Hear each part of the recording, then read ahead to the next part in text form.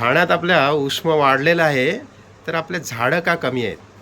नमस्कार, मी पर्यावरण अभ्यासक डॉक्टर प्रशांत सेनकर. खरं तर हा विषय खूपच ठाणेकरांच्या जिव्हाळ्याचा झालेला आहे. गेल्या काही वर्षात शहरात विकासाची कामं जोरात चालू आहेत. निसर्ग आणि विकास या दोघांची एक झुंजच आज बघायला मिळते आहे.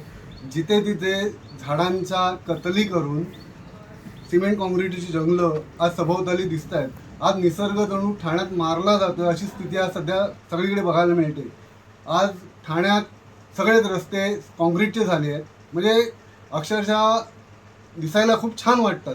मात्र त्या ठिकाणी असलेली झाडं जी वृक्षवल्ली होती तीच आज गायब झालेली आपण बघतोय. कुठे सिमेंट काँक्रीटचे जिथे जिथे सिमेंट काँक्रीट रस्ते झाले आहेत त्या ठिकाणी झाडं लावण्यासाठी ठाणे महानगरपालिका असेल, MMRD असेल किंवा ज्या ज्या संबंधित आस्थापना आहेत त्यांनी जागाच ठेवलेली नाही आहे.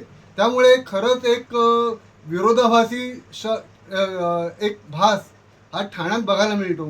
आज ठाण्याचं तापमान असं वाढतं आहे की जसं काही आपण राजस्थान, नागपूरसारख्या विदर्भ ठिकाणी राहिल्याचा भास होतो आहे.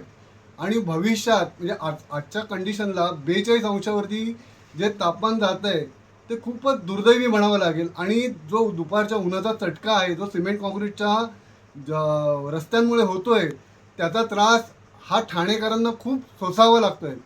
आज भविष्यात झाडच जर संपली तर ठाण्याचं काय होणार आहे हे देवाला माहिती आहे. आणि विशेष म्हणजे निसर्ग संपन्न असं ठाणे शहर आज एक म्हणजे भकास शहर म्हणून आज सर्वत्र आज त्याची गणना होऊ लागली आहे. म्हणजे जगभरात जी काही उष्णकटिबंध शहरं आहेत त्याच्यामध्ये ठाणे शहराचं पण नाव आज जाण्याच्या मार्गावरतीच म्हणावं लागेल.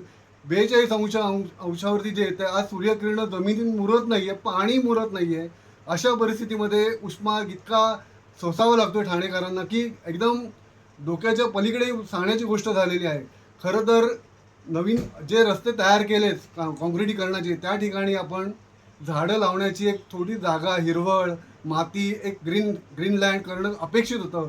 मात्र दुर्दैवाने ठाणे शहरात आज ते आपल्याला बघायला मिळत नाही आहे. भविष्यात ही गोष्ट खूपच ठाणेकरांसाठी त्रासदायक ठरणार एवढं नक्की.